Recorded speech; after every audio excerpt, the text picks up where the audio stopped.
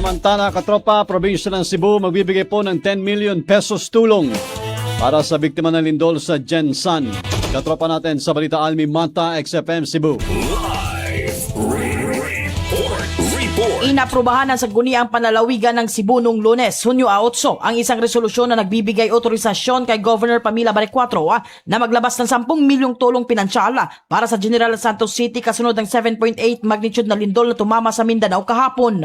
Sa ika-17 regular session ng Konseyo, layunin ng resolusyon na mapabilis ang pagbibigay ng agarang tulong at suportahan ang mga relief at recovery operations sa mga apektadong komunidad.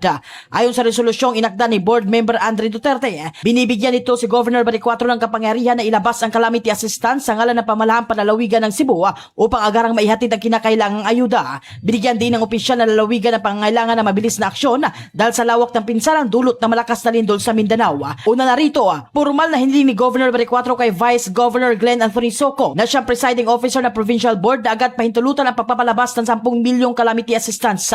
Binigyan din ng gobernadora ang matinding epekto ng lindol at agarang pangangailangan ng tulong para sa mga apektadong residente. Ayon sa kanya, ang naturang pondo ay gagamitin para sa relief at recovery efforts sa atupang tugunan ng agarang pangangailangan ng mga apektadong komunidad.